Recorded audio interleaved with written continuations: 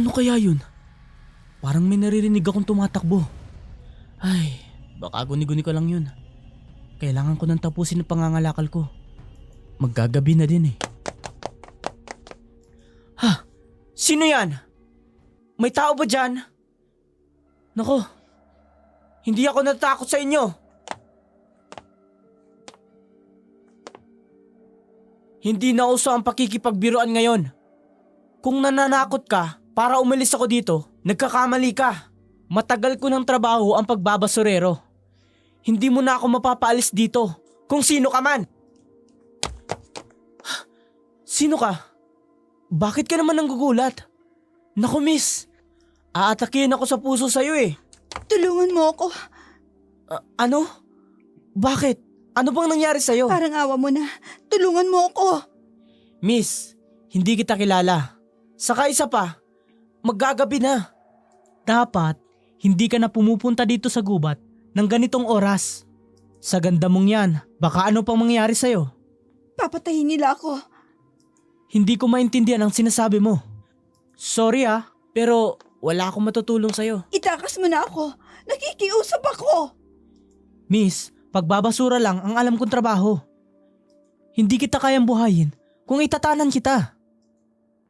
Sa lugar ng Santa Ignacio, isang basurero na si Eddie ang matagal nang namamasura sa masukal na gubat.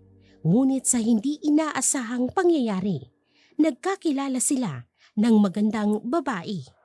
Hindi pa ito nagpakilala sa kanya, pero sa lagay nito ay para bang sinasaktan nito at binubugbog. Pinadaan niya sa biro ang sinabi ng babae dahil hindi naman niya ito kakilala. Isang boses ang kanilang narinig na hindi alam ni Eddie kung saan nanggagaling. Nagpakita ang isang lalaking matipuno, may itsura, makisig, pero naka-eyeglass ito kahit wala namang init dahil palubog na ang araw. Tumayo ito sa harapan ni Eddie at ang babaeng kanina lang ay humihingi ng tulong sa kanya.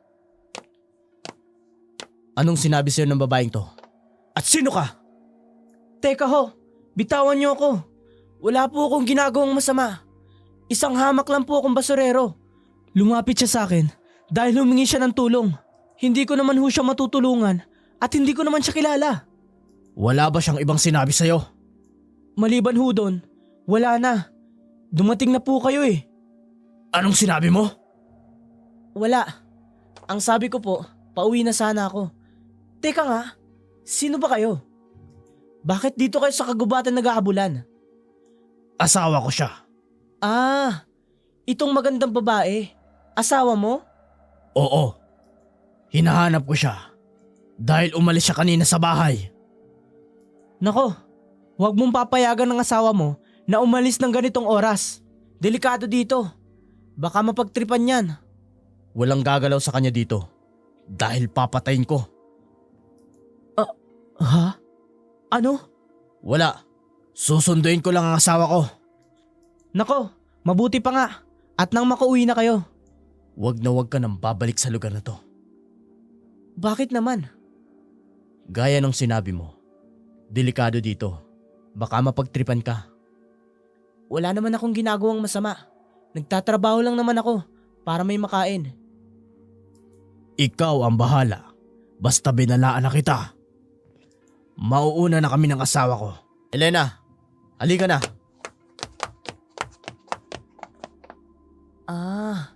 Elena palang pangalan niya. Sayang, maganda pa naman. Pero mukhang binubugbog siya ng asawa niya. Kitang-kita ni Eddie kung paano kaladkarin ng lalaki si Elena. Lumingon pang muli si Elena at makikita sa mukha niyang nakikiusap kay Eddie para iligtas siya. Pero ayaw naman niyang makialam kung talagang ang asawa nito ang may gawa. Away mag-asawa lamang ito at wala siyang pakialam doon. Ayaw niyang maging dahilan pa kung sakaling makialam siya. Umuwi na si Eddie sa bahay nila pero naiisip niya pa rin si Elena na para bang ibang nararamdaman niya dito. Kinabukasan, maagang umalis si Eddie para mangalakal. Naisip niyang muli ang sinabi ng lalaki. Pero hindi siya nagpatinag na para bang tinatawag si Eddie ng lugar na yun. Sa kalagitnaan ng kanyang paglalakad, nakita niyang muli ang babae. Nakasuot ito ng puti at nakaupo sa may duyan. Agad siyang lumapit dito. Miss? Ikaw? Di ba ikaw yung basurerong lalaki kagabi? Bakit ka pa bumalik dito? Hindi ako makatulog kagabi, kaya gusto kitang makausap. Anong kinalaman ko sa hindi ka makatulog? Ano ba talagang nangyayari sa'yo? Wala ka nang pakialam doon. Umalis ka na. Baka makita ka uli ni Dario. Ano pang gawin sa'yo? Wala naman akong ginagawang masama ah. Hindi mo alam kung anong klase ng hayop ang nakatira dito sa baryo. Kaya kung ako sa'yo, umuwi ka na at huwag ka nang babalik pa dito. Miss, hindi ako aalis dito. Sabihin mo sa akin kung ba't ka humihingi ng tulong kahapon. Ang tigas ng ulo mo. Sa itsura mo pa lang, wala ka din namang maitutulong sa akin. Oo, palagay ko nga, wala akong maitutulong sa'yo. Pero pag sinabi mo sa akin ang sitwasyon mo, baka maintindihan ko. Kinuha nila ako. Ano? Paanong kinuha? Hindi ko talaga asawa si Dario. Kung hindi mo siya asawa, bakit gano'n na lang pagtrato niya sa'yo kahapon? Bakit takot na takot ka sa kanya? Matagal nang may gusto sa akin si Dario. 15 anyos pa lang ako. Binihag nila ako ng ilang taon para mapapayag sa isang kasunduan. Anong kasunduan? Kailangan mo nang umalis. Teka, hindi mo pa sinasabi sa akin ang totoo. Paparating na sila. Sino? Umalis ka na. Sina Dario, parang awa mo na umalis ka na. Pag naabutan ka nila, papatayin ka. Sandali! Umalis ka na sabi! Hindi ko pa nalalaman ang pangalan mo. Ako si Ellen. Kung gusto mo akong tulungan, hanapin mo mga tao na nakakakilala sa akin. Alam nila kung paano ako nawala. Gusto pa sanang magtanong ni Eddie kay Elena, pero tumakbo na ito papalayo. Nakarinig si Dario ng nakakatakot na mga ingay at boses, kaya agad naman siyang nagtago sa damuhan. Mula sa malayo, nakita niya kung paano sinampal ni Dario si Elena. Gusto niya itong tulungan, pero wala siyang sapat ng lakas dahil may mga kasama ito. Hindi niya kakayanin kapag lumaban siya. Naawa siya kay Elena para kasing nagsasabi ito ng totoo. Naging misteryoso sa kanya si Elena at gusto niyang malaman ang buong kwento tungkol dito. Umalis si Eddie at nagpatuloy sa pamamasura sa kanyang paglalakad. May nakita siya sa basurahan, mga kumikinang na bagay. Ano to? Hindi to ordinaryong gamit. Palagay ko, isa itong sandata. Pero bakit dito sa basura nakabaon? Isa-isa niyang pinulot ang maliliit na sandata. Kumikinang pa ito. Hindi niya alam kung saan ito nagmula o kung kanino ito nanggaling. Maya-maya pa, nakarinig uli siya ng mga alulong sa kagubatan. Sa takot ni Eddie, kinuha niyang sako na may naglalaman ng mga sandata at umalis na sa lugar na yun.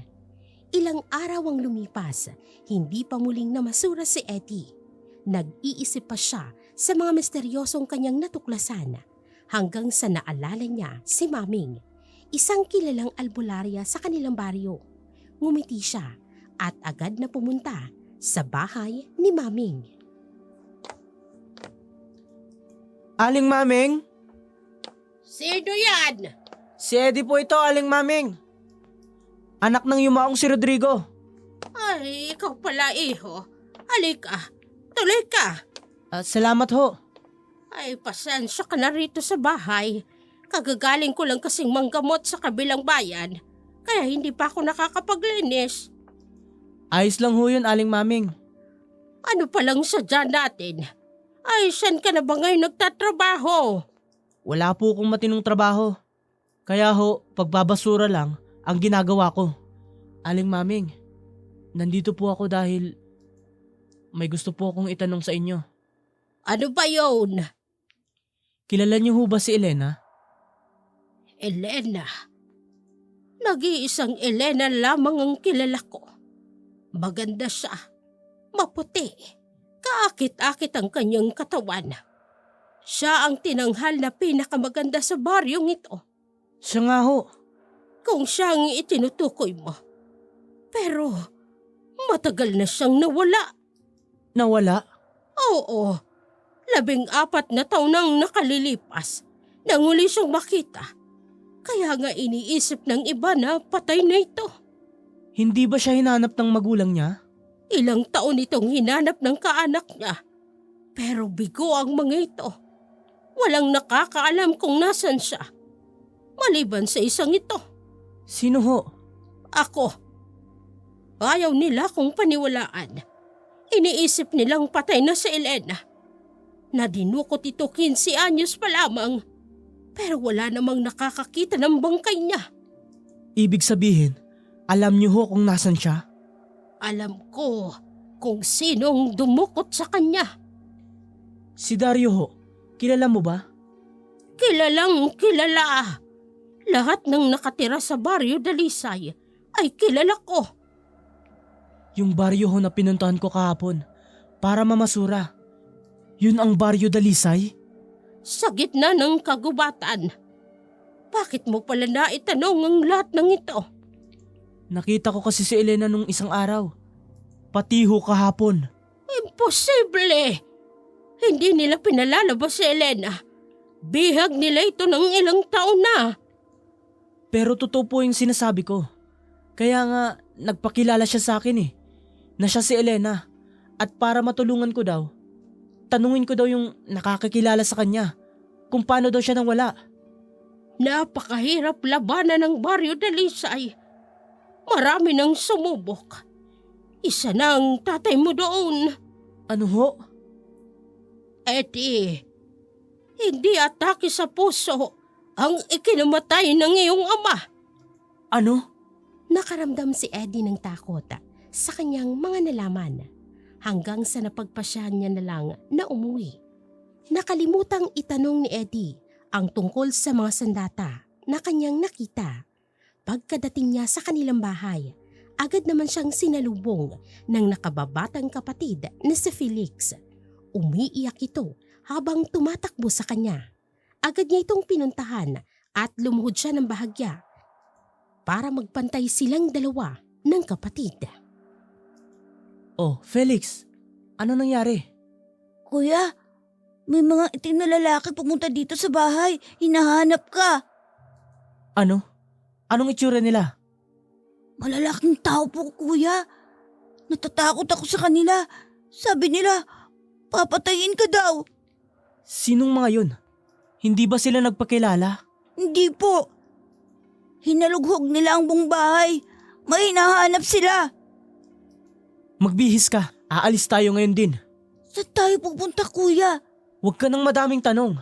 Basta magbihis ka na at aalis na tayo dito.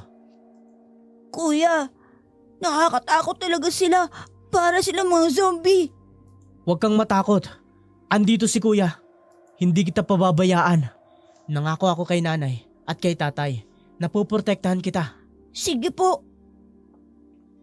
Napabuntong hininga si Eddie habang pinagmamasdan ang kanyang kapatid na pumapasok sa bahay. Hinintay niya itong matapos magbihis habang nasa labas siya ng pintuan ng bahay.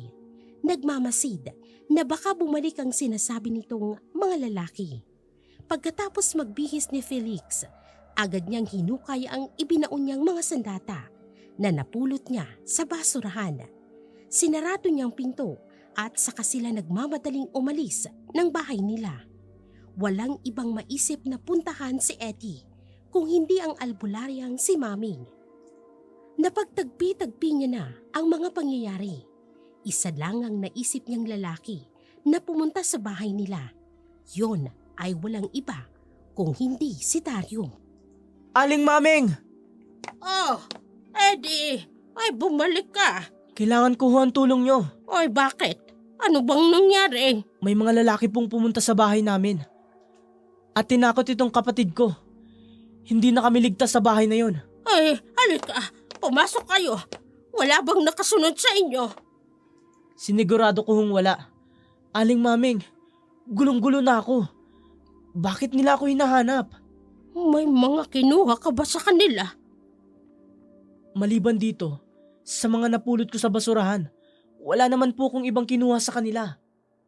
Patingin ang mga basurang yan. Ito ho. Mga sandata. Sandata ng kalayaan. Ano hong ibig sabihin yan? Yan ang sandatang kinakatakutan ng Baryo Dalisay. Ano ho? Ano hong ibig niyong sabihin? Ito ay ginawa para labanan ang mga halimaw sa Baryo Dalisay. Ito ang ginamit ng mga ninuno ninyo, pati na ng tatay mo, para paslangin ng mga aswang. Mga aswang? Oo, Eddie. Lahat ng nakatira sa Baryo Dalisay ay mga aswang. Kasama si Elena? Bihag nila si Elena. Ayon sa kasaysayan ng mga aswang, hahanap sila ng birhen na babae. Walang bahid ng anumang pagnanasa ng lalaki. At pagtungtong ng 30 ng babaeng iyon, iaalay nila sa kanilang pinuno para magsilang ng sanggol. At ang sanggol na yon ang siyang wawasak sa mundo nating mga tao. Ano ho? Eddie, makapangyarihang aswang at isang birhen na tao ang magsisilang ng napakalakas na lahi ng aswang. Kung ganun ho, hindi na pala biro ang pagkawala ni Elena. Kailangan ho natin siyang iligtas. Wala kang laban sa kanila, Eddie. Na hindi mo alam ang pakikipaglaban sa mga aswang. Pero buhay ng mundo ang nakasalalay. Kung walang gagawa nito, kung walang makikipaglaban sa kanila, sino pa? Sino pa sa babae ang kukunin nila para makapagsilang ng halimaw? Naiintindihan kita, Eddie. Pero pag-isipan mong mabuti. Ang sabi niyo ho, 14 years nang nawala si Elena. Mula nang 15 years old pa lang siya. Ibig sabihin, 30 na siya ngayon. At ngayong taon na yun, ang paghahasik ng lagim ng mga aswang. Tama ka. At kaya kanila hinahanap dahil kinuha mong bagay na kinakatakutan nila. Ang sandatang yan laban sa mga aswang. Kung ganun, total hinahanap na nila ako. At wala na akong takas doon. Lalabanan ko sila. Sigurado ka na ba dyan, Eddie? Ngayon pa ho ba ako aatras? Napagtagpi-tagpi ko na ang lahat. Sila ang pumatay sa tatay ko. Pinapabilib mo ko sa lakas mo ngayon.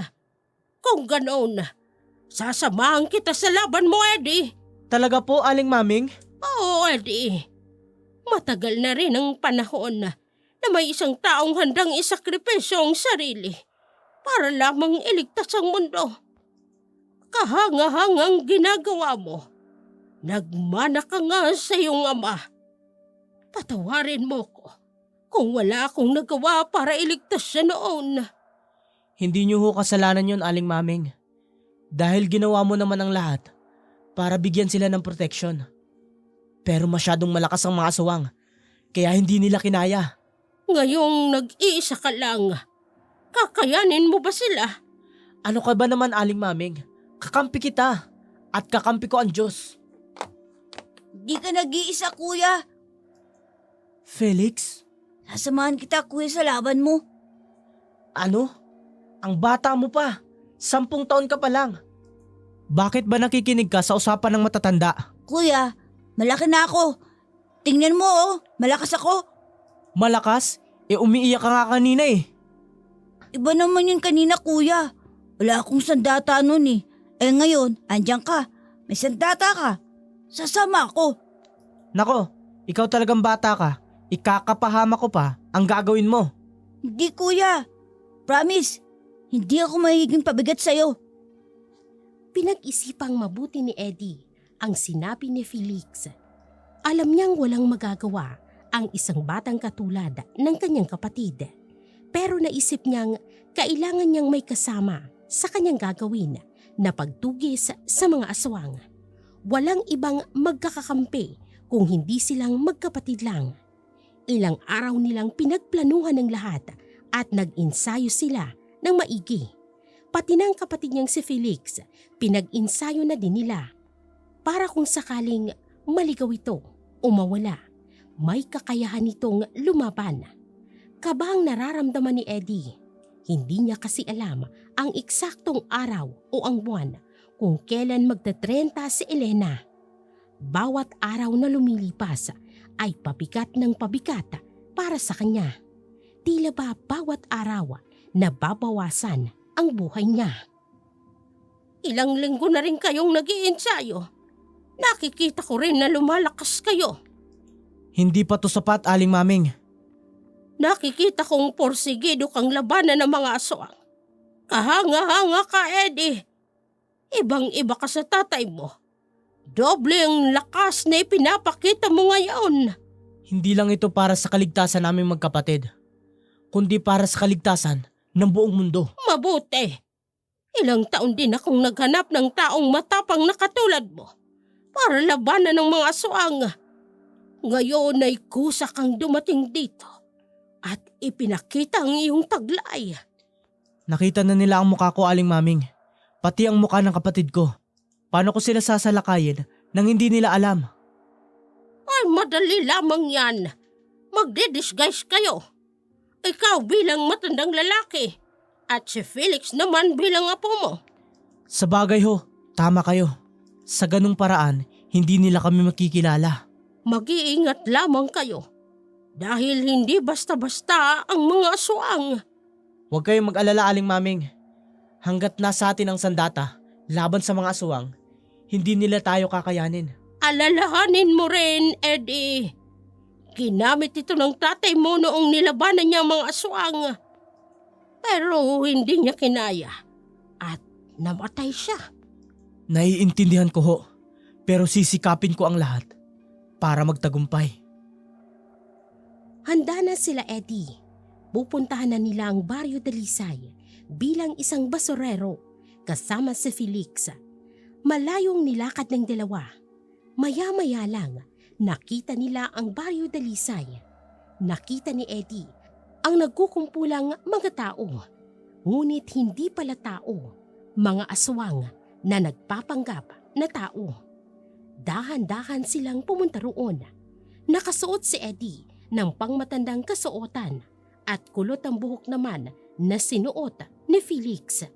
Maya-maya lang, napahinto sila nang makarinig sila ng pamilyar na boses sa kanilang likod. Sino kayo? Anong ginagawa niyo dito? Iha, naliligo kami. Namamasura lang kami nitong apo ko. Kaya lang, napadpad kami dito. Umalis na kayo dito. Iha, baka naman pwedeng makainom ng tubig. Uhaw na talaga kami nitong apo ko. Alam niyo ba, bawal kayo dito? Hindi namin alam. Ang gusto lang namin ay makainom kami ng tubig.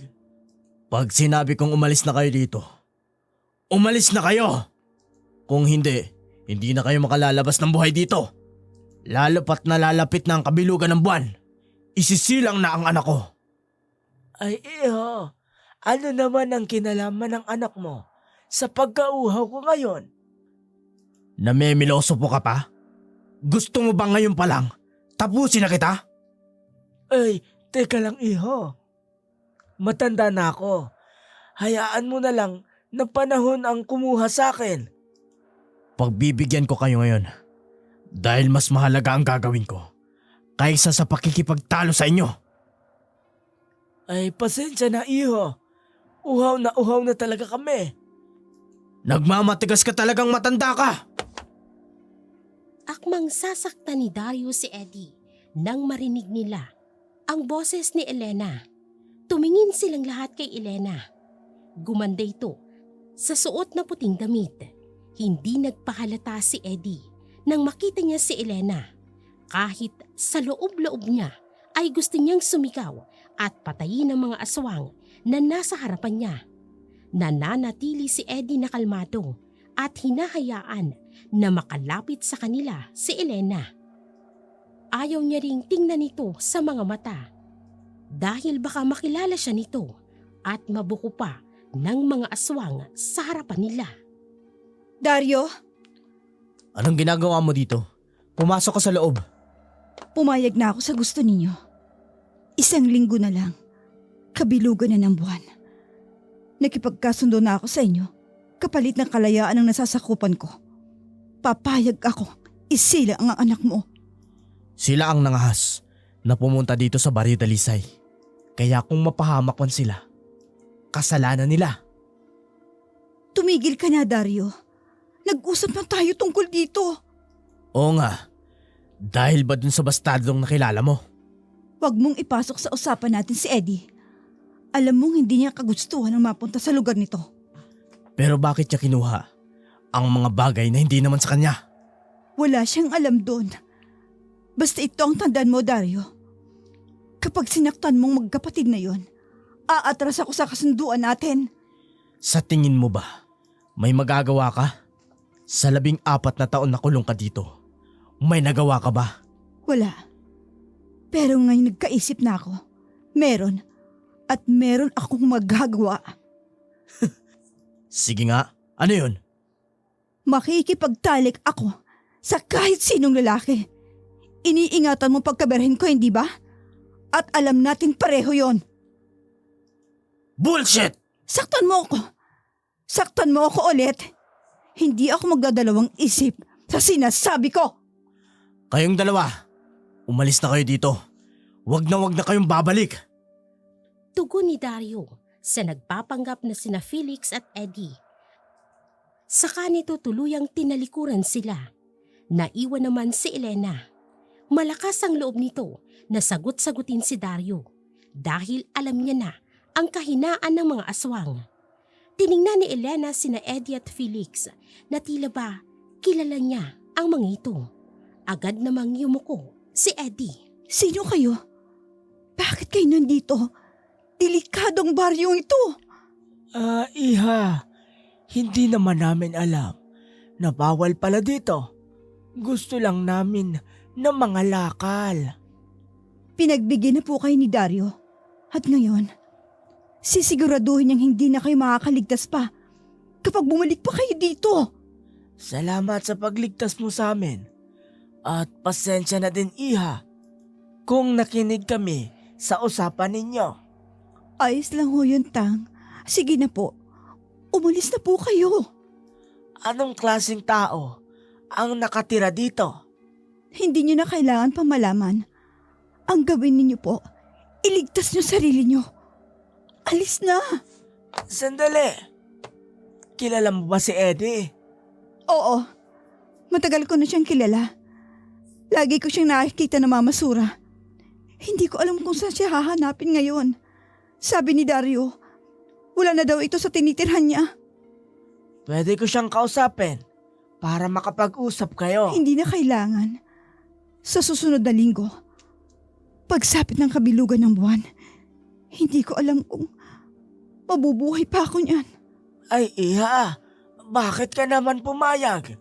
Dahil ito lang ang paraan para mailigtas ko ang lalaking matagal ko nang pinagmamasdan mula sa malayo.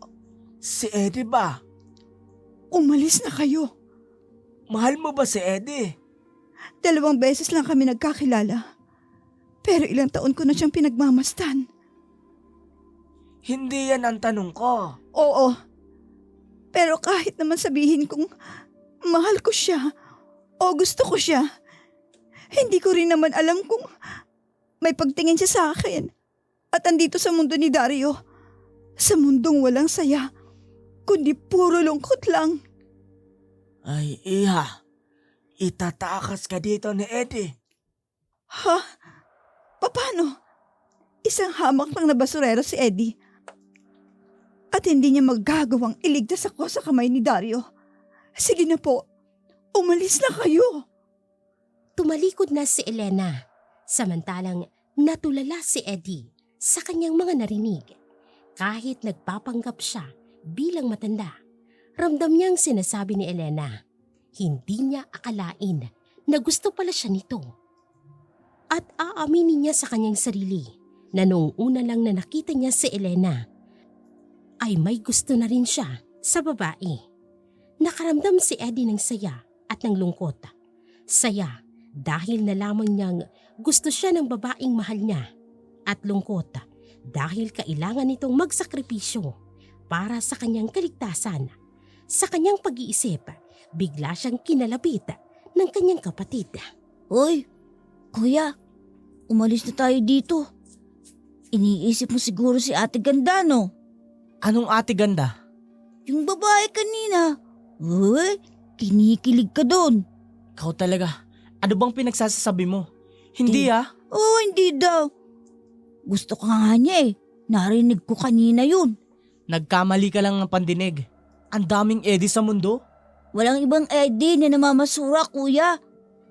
Halika na nga. Kung ano-ano pang sinasabi mo dyan. Naku, kuya. Kilig na kilig ka yata doon kay Ate Ganda. Ano ba? Kay bata-bata mo pa, Felix, ha? Saan mo ba natutunan yan? Alam mo, kuya, ang pagmamahal, hindi yan pinag-aaralan dahil kusayang nararamdaman. Aba, hoy! 10 taong ka pa lang, Felix. Sino bang nagsabi sa'yo niyan? Narinig ko lang yun sa mga kapitbahay. Nako, ikaw talagang bata ka. Halika nga dito. Aray, kuya naman. Huwag naman yung tenga ko. Kung ano-ano kasing pinag-iisip mo. Pero, mahal mo kuya? Sino? Si Ate Ganda nga, yung babae kanina. Bahala ka nga dyan. Iiwan kita. Ang kulit mo. Dapat talaga hindi na kita sinama eh. Aba, kuya naman. Wala namang ganyanan, no? Wag mo akong iwan dito. O sige. Sasabihin ko kay Ate Ganda, hindi ka patuli. Ano? Naghabula ng magkapatid sa kagubatan. Kinukulit pa din ni Felix ang kanyang kuya. Samantalang hindi naman mapigilan ni Eddie ang pag-iisip kay Elena. Hanggang sa makauwi sila sa bahay ni Maming. Naabutan nila itong nagbabasa ng libro. Hindi na muna nila ito inistorbo. At naghintay na matapos ito sa kanyang ritual. Nagbihis na muna ang magkapatid, saka lumabas para makita kung tapos na si Maming. Maya-maya lang ay tumayo na ito, simbolo na tapos na ito sa ginagawang pagdarasal. Agad na lumapit si Eddie kay Maming. Kumusta ang lakad ninyo? Nakausap po namin si Dario. Si Dario, ang mapapangasawa ni Elena. Siya nga ho. Wala ba siyang ginawa sa inyo? Wala ho, Aling Maming. Dumating po kasi si Elena.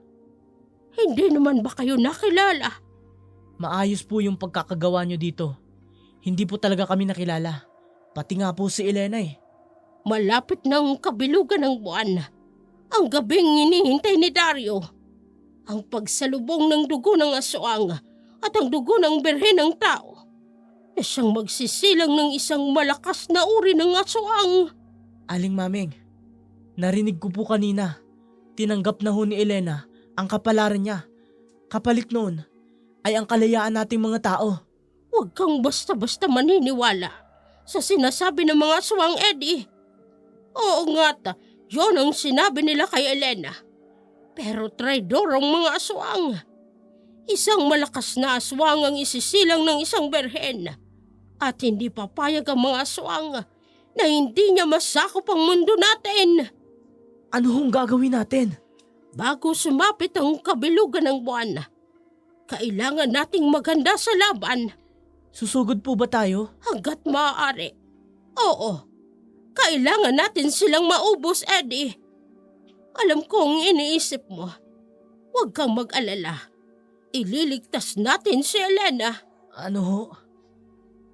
Alam kong gusto mo siya. Paano niyo pong nalaman, Aling Maming? Isa kong albularya, Eddie. Kahit hindi mo sabihin, nababasa kong nilalaman ng iyong puso. Hindi ba humapapahamak si Elena sa gagawin natin? Hindi. hanggat nananatiling birhen si Elena. Iingatan nila ito hanggat hindi pa sumasapit ang kabilugan ng buwan. Bukas, susubukan kong makita si Elena. Susubukan ko siyang kausapin. Mag-iingat ka lamang, Eddie. Mag-iingat ka sa lahat ng gagawin mo. Dahil aswang ang kalaban natin at hindi sila pangkaraniwang tao lamang.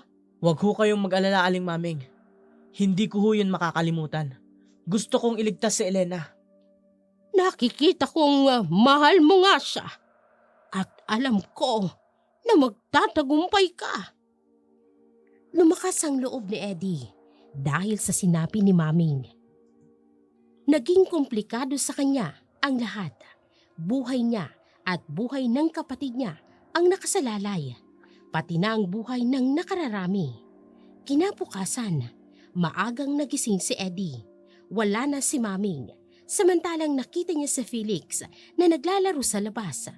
Sa murang edad ng kanyang kapatid, hindi niya akalain na ito ang makakasama niya sa kanyang laban. Lumapit siya dito at lumuhod para magpantay silang dalawa. Felix! Oh, gising ka na pala kuya. Umalis pala kanina si Aling Maming.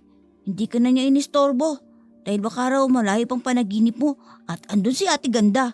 Hoy, ikaw talagang bata ka. Bibiro lang. Ay, pasensya ka na Felix. At nadamay ka pa sa ganitong sitwasyon.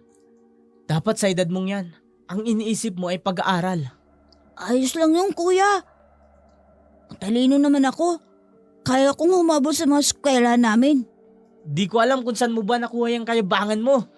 Kuya, hindi ako mayabang no. Nagsasabi lang ako ng totoo. Eh ano pala yung ginagawa mo?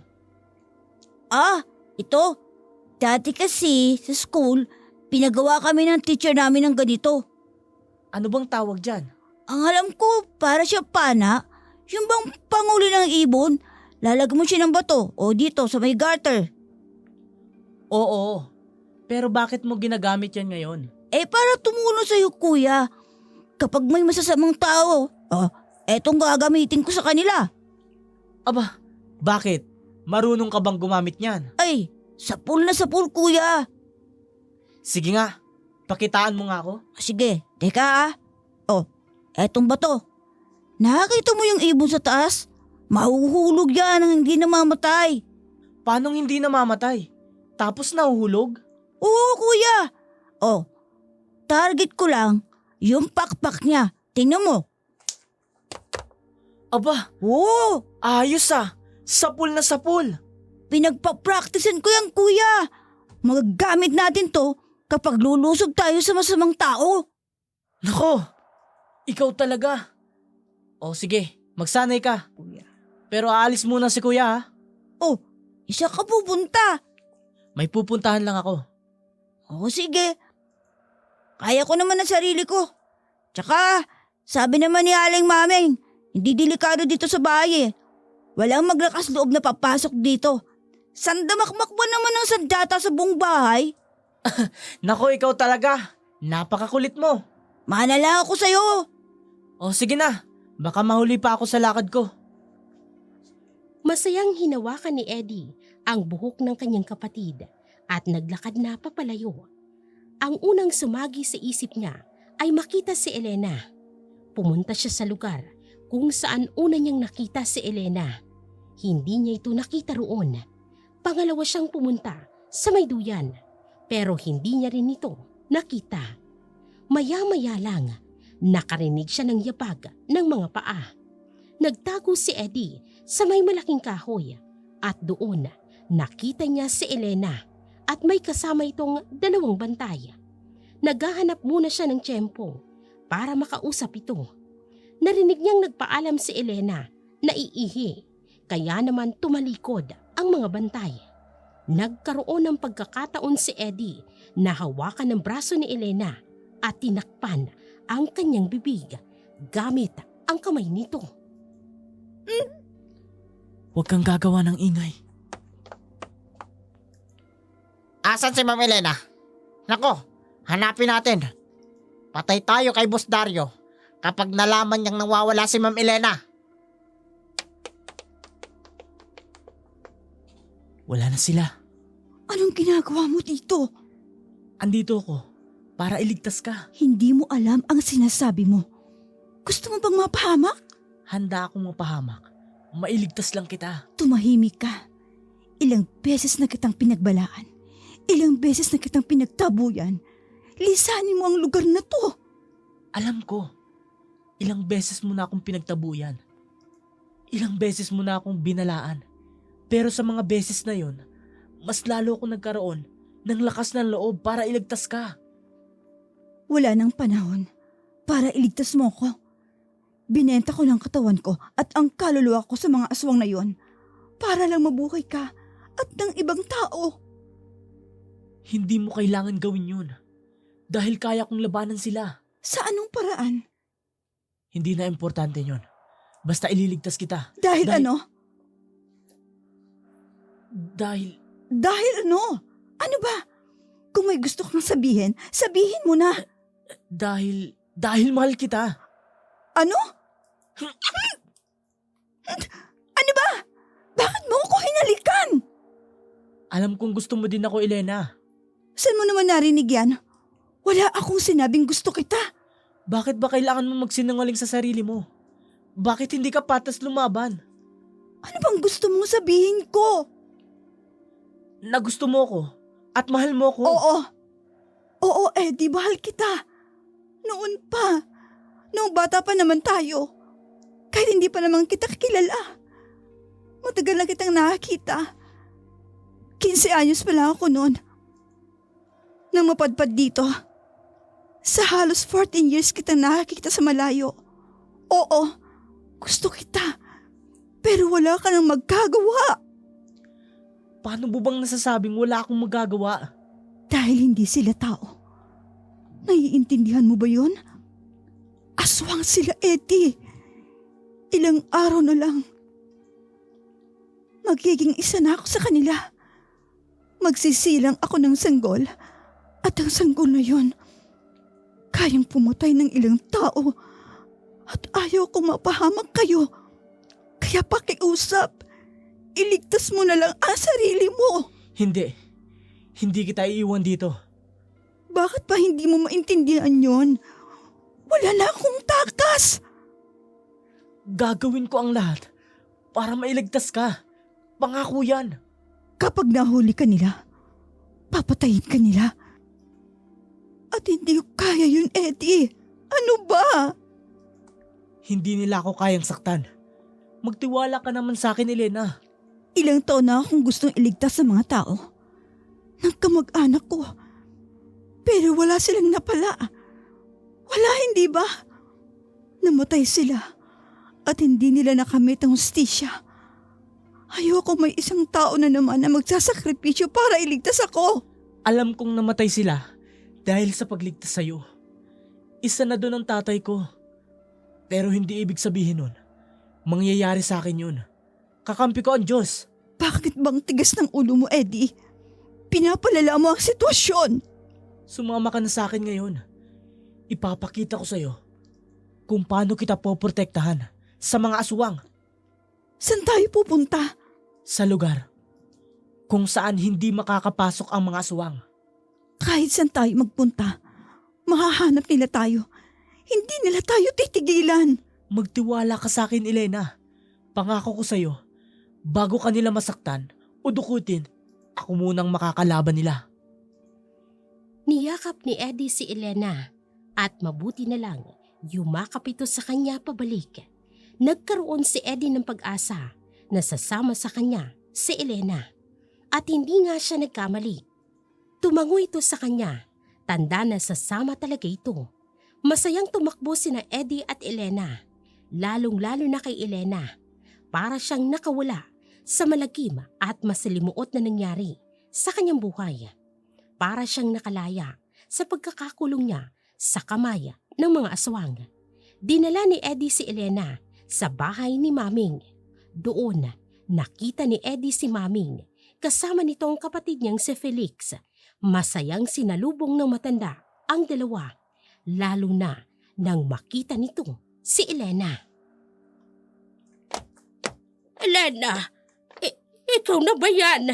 Aling Maming, Nako, ikaw nga. Ang laki ng pinagbago mo. Bata ka pa lamang noong nawala ka. Abay, 15 anyos ka pa lang noon. Ay, grabe. Mabuti naman at naitakas ka nitong si Eddie. ayos lang naman po ako. Nagpapasalamat po ako at hindi ako pinabayaan ni Eddie. Sa kabila ng pagtataboy ko sa kanya, ay iniligtas niya pa rin ako. Oy siya, hali kayo. Pumasok kayo rito. At teka lang, maghahanda na muna ako ng makakain. Elena, ayos ka lang ba? Ha? Oo. Ayos lang naman ako. Tara, pumasok na tayo. Ang lalim yata ng iniisip mo. Wala to. Natatakot lang ako na baka isang araw. Nasa labas na si Dario. Alam ko kung paano siya maggalit. Huwag mo nang isipin yun. Andito ka na sa poder namin. Walang sino man ang mananakit sa'yo dito. Salamat, Eddie, ha. Binuwis mo ang buhay mo para lang sa akin. Kahit alam mong ang kapalit nito kapag natuntun tayo ni Dario. Huwag mong alalahanin yun. Ang mahalaga, nakalaya ka na. Tumango lang si Elena kay Eddie at pumasok na sila sa loob. Masaya silang nagsalo-salo at nang ilang oras nang lumipas, nagpahinga na sila.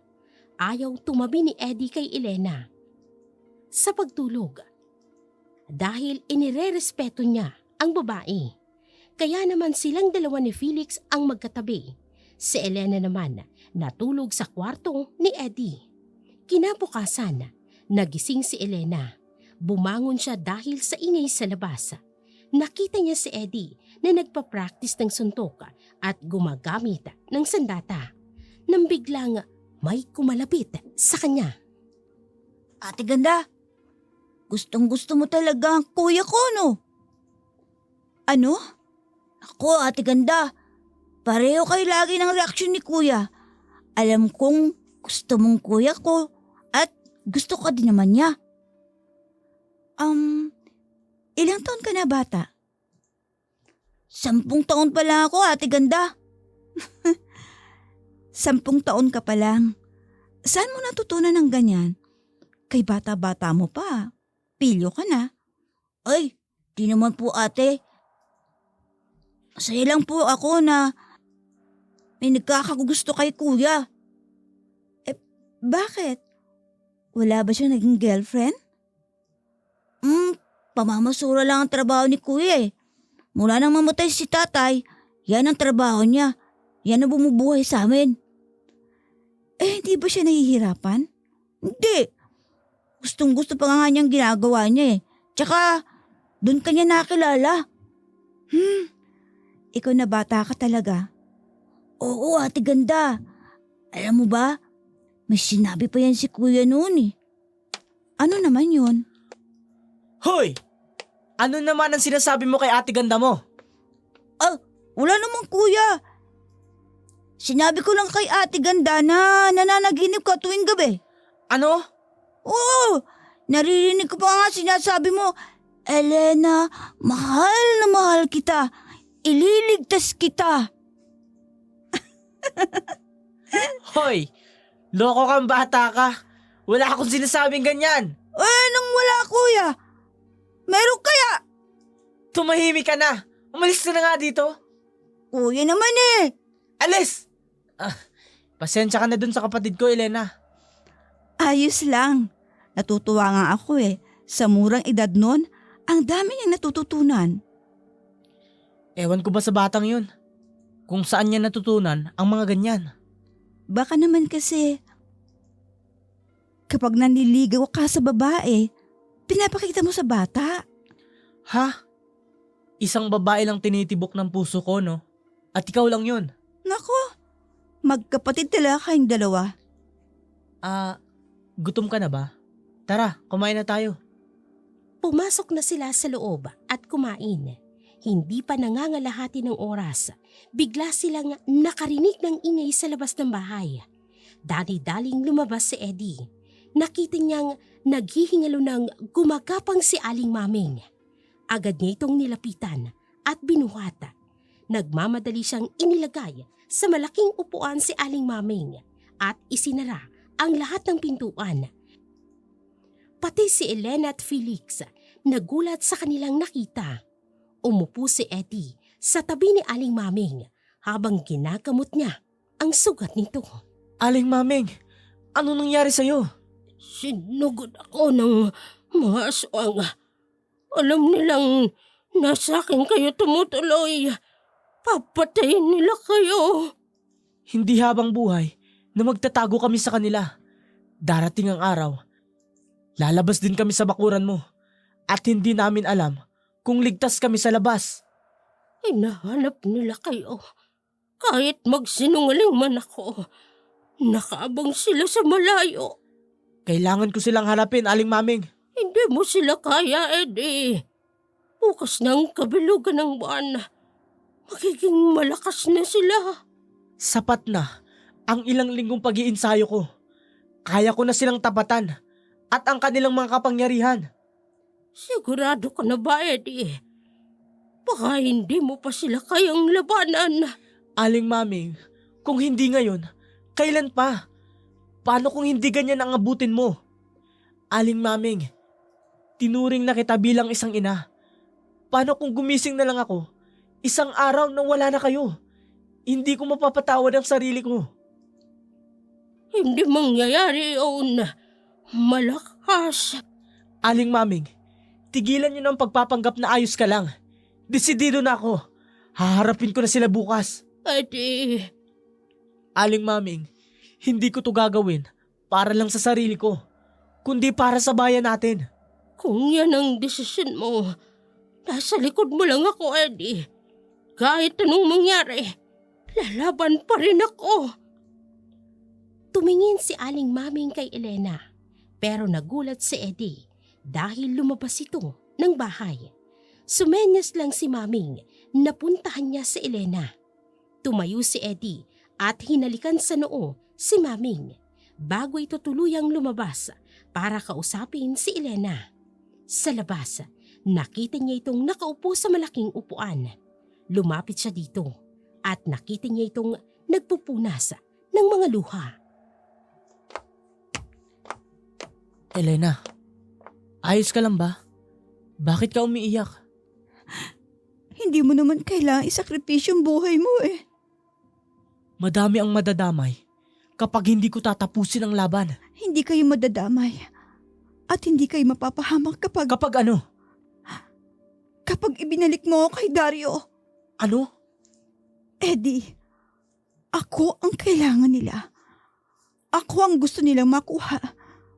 Hanggat nasa poder mo ako, mapapahamak lang kayo. Hindi sila titigil. Sa tingin mo ba, bubuhayin ka nila kapag bumalik ka sa kanila? Hindi nila ako sasaktan. Kailangan nila ako bukas. Bukas ang kabilugan ng buwan. Magiging tahimik ang mundo ng aswang at mundo ng tao kung ibibigay ko ang gusto nila. Sa tingin mo, magiging patas yon? Traidor ang mga aswang, Elena. Hindi mo pa sila kilala. Hindi mo masisiguro na hindi sila mag-aasik sa mundo kapag nagawa nila ang huling ritual. Hindi sila maaaring lumabag sa kasunduan, Eddie. Paano mong nasasabi yon? Elena, binibilog lang nila ang ulo mo. Pinapaniwala ka lang nila na walang mangyayaring kaguluhan kapag nagawa nila ang gusto nila bukas. Hindi mo kasi ko naiintindihan. Hindi sila pangkaraniwang tao. Hindi rin tayo magiging masaya. Kung hindi matutuloy ang ritual nila bukas, wala nang dahilan para habulin pa rin nila tayo. Ayon sa libro ni Aling Maming, sa ika-30 edad ng birheng babae, ang ritual ng mga aswang. At kapag hindi nangyari yon, titigilan ka nila. Hindi ko na alam ang gagawin ko. Gulong-gulo ng isip ko. Ayoko mapahamak kayo, Eddie. Elena, pakinggan mo akong mabuti. Gagawin ko ang lahat para maprotektahan ka. Pero ayoko maging pabigat sa'yo, Eddie. Hayaan mo na ako. Elena, Eddie, mahal kita. Pero hindi para sa atin ang buhay na to. Baka sa kabilang buhay, magkatuluyan tayo. Paalam, mahal ko. Elena! Saan ka pupunta? Bumalik ka dito, please! Patawarin mo ako, Eddie. Pero hindi ako babaeng para sa'yo. Hindi tayo pwede. At itinakda ako maging asawa ni Dario. Elena! Please! Nagmamakaawa ako sa'yo. Huwag ka nang umalis! Iligtas niyo sarili niyo. Paalam, mahal ko! Elena! Elena! Sumisigaw si Eddie dahil tumakbo pa palayo si Elena. Gusto niya man itong habulin, ngunit para bang may pumipigil sa kanya. Nanghihina na ang tuhod ni Eddie. Napaluhod siya sa lupa habang umiiyak. Maya-maya lamang may dalawang kamay na humawak sa balikat ni Eddie. Bigla siyang natuwa sa pag-aakalang si Elena yun. Elena, Kuya, ikaw pala, Felix. narinig kong pinag-uusapan niyo ni Ate Ganda. Nalulungkot ako sa nangyari. Iniwan niya ako, Felix. Iniwan niya tayo. Kuya, hindi pa huli ang lahat. Paanong hindi? Pinili niya na ang buhay na kasama ang mga aswang. Kuya, sabi niyo, bukas pa ang kabilugan ng buwan. Kuya, may oras pa para pigilan mo to. Ipaglaban mo. Paano mo sasabi lahat ng to? Ang bata mo pa para sa bagay na to. Oo, bata pa ako, kuya. Pero lahat ng naririnig ko sa inyo ay napagdugtong ko na. Kuya, lalaban tayo. Huwag kang magpadala sa sakit at takot na iniwan kay Ate Ganda. Dahil ang totoo, ginawa niya to para maligtas tayo. Salamat, Felix. Pinalakas mo ko. Kuya, sasamahan kita. Lahat ng mga natututunan ko dito, mga sandata na ginagamit ko, tutulungan kita. Salamat, Felix. Boto ako sa inyo ni Ate Ganda, kuya. Kaya kailangan nating pigilan ang hadlang sa pagmamahalan ninyo. Natawa ng bahagya si Eddie sa sinabi ng kanyang kapatid. Hindi niya akalain na ang isang maliit na bata na dapat ay maglaro lamang kasama ang ibang bata. Isang batang kailangan lang mag-aral para may marating sa buhay ay siya pang magbibigay sa kanya ng payo tungkol sa pag-ibig. Tumayo si Eddie, niyakap si Felix. Maya-maya lamang pumasok na sila sa loob ng bahay. Muntik nang makalimutan ni Eddie na kailangan niya pang gamutin si Aling Maming. Dali-dali siyang lumapit dito. Hinanap niya mga dahon na panggamot. Kahit hindi niya alam ang klase ng panggagamot, lumapit siyang muli kay Aling Maming. Bakit mo siya hinayaang umalis? Hindi siya nagpapigil, Aling Maming. Kailangan mo siyang iligtas, Eddie. Nanganganib ang buhay niya. Ililigtas ko siya, Aling Maming. Sisiguraduhin ko na may ililigtas ko siya. Bukas, kabilugan ng buwan. Huwag mong hayaan na gawin nila ang ritual ng pag-iisang dibdib ng birhen na babae at ang pinuno ng mga aswang. Opo, Aling Maming. Bukas na bukas, tatapusin ko na ang laban na to. Akin na ang gamot. Hindi ka pa malakas. Kailangan mo munang magpahinga. Hayaan mo na akong maggamot sa'yo. Kaya kong sarili ko. Ibigay mo sa akin ang mga kalamansing nasa itaas. Ito po, Aling Maming. Oo, ilan nga. Ako na ho. Hindi na. Sanay na akong gamutin ang sarili ko. Maya-maya lamang ang magiging maayos na ako, Eddie. Sigurado ho kayo? Oo, kahit noong buhay pa ang tatay mo. Ganito na rin ang nangyari sa akin. Ayoko nang maulit ang pagkakamali naming yun. Ano hong ibig niyong sabihin, Aling Maming? Nagkamali kami noong panahon na iyon. Hindi ko man lang naipasa sa kanila ang tangi kong kapangyarihan para hindi sila masyadong masaktan ng mga aswang. Hindi ko pa ito kabisado dati. Sumugod kami doon na ang sandata lamang ang aming dala. Ngayon, bibigyan kita ng basbas para kayanin mong mga aswang, Eddie. Sige ho, Aling Maming. Tatanggapin ko po yun. Huwag na ho kayong tumayo. Okay na ako. Maghihilom din ang mga sugat na yan. Halika, sumama ka sa akin. Saan po tayo pupunta? Dito sa likod ng bakuran. Dito natin gagawin ang orasyon ng pagbabasbas. Sige ho, dahan-dahan lang ho kayo. Inalalaya ni Eddie si Maming papunta sa likod ng bakuran. Sumama din si Felix dahil gusto niyang makita ang kuya niya. Pinaupo si Eddie sa loob ng bilog na pinapaligiran ng asin at kalamansi. Nagsimulang magbasa ng libro si Maming habang nakatayo sa loob si Eddie. Maya-maya lang, biglang lumiwanag ang loob ng bilog. Kitang-kita kung paano naramdaman ni Eddie ang presensya ng pagbabasbas sa kanya. Hanggang sa bigla na lamang natumba si Eddie at nawala ng malay.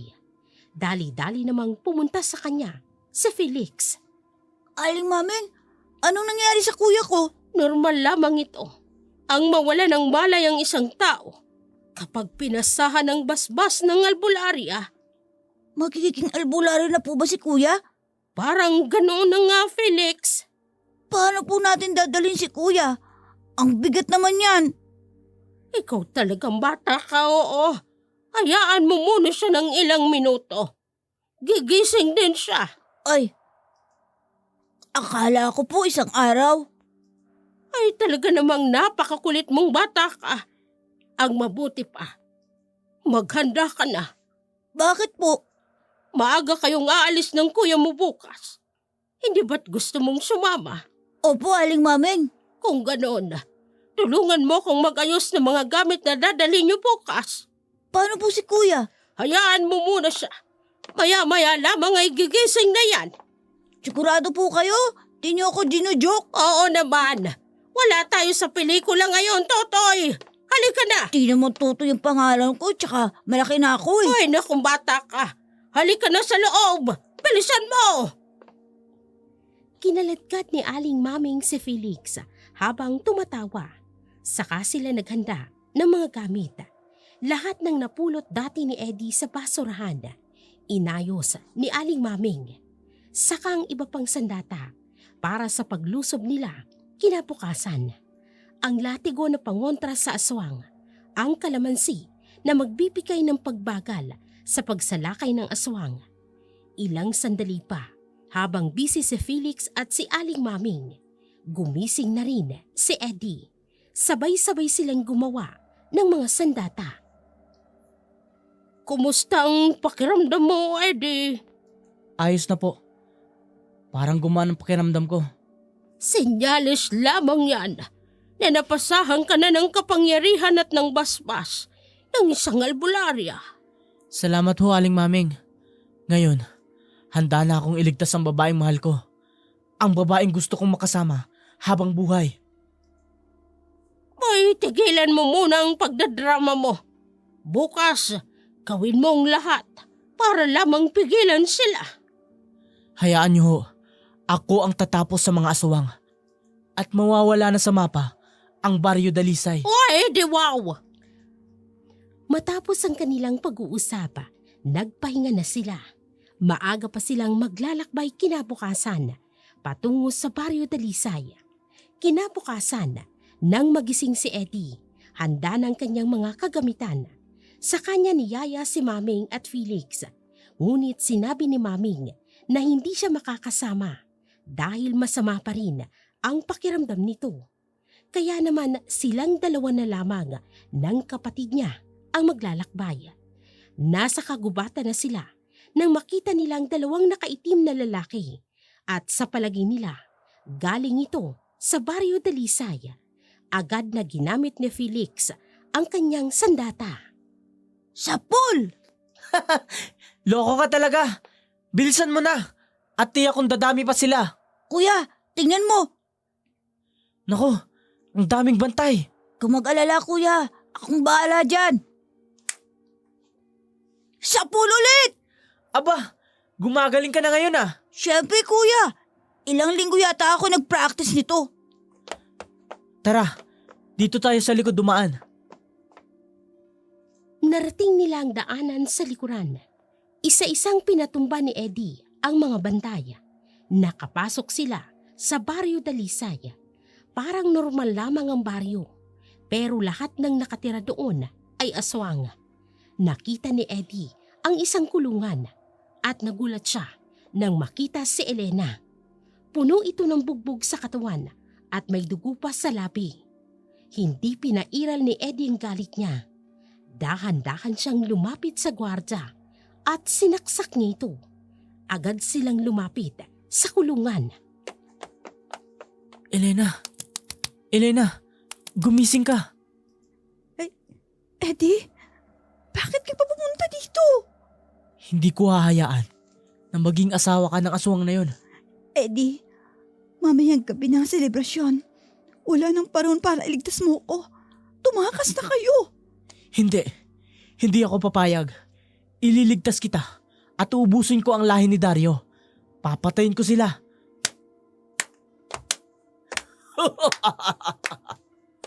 Magaling tao. Felix, bitawan mo ang kapatid ko. Ilang beses kitang binalaan noon, pero hindi mo ko pinakinggan. Talagang itatakas mo pa ang bihag namin. Dahil ano?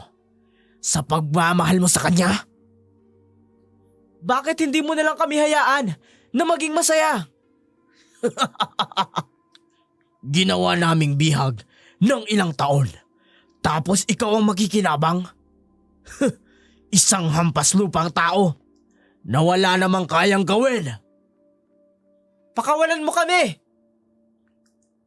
Sige, kung kaya mo akong labanan, ibibigay ko ang kalayaan nyo. Hayop ka! Mahina ka lang. Itong sayo! Tama na! Eddie, please! Huwag ka na lumaban! Hindi mo kaya mga aswang! Ano? Akala mo ba? Kaya mo kami? Lamba ka naman!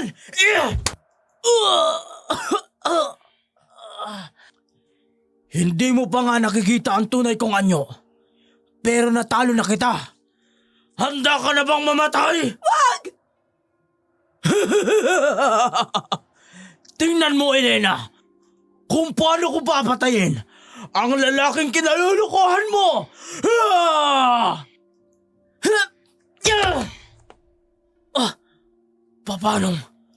Paano ka nagkaroon ng kapangyarihan ng albularyo?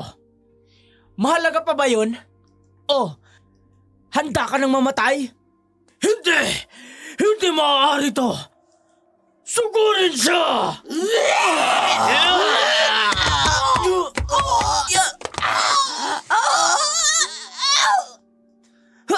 Ano? Paano ka lumakas ng ganyan? Para ubusin ang tauhan ko. Humanda ka na. Papatayin kita!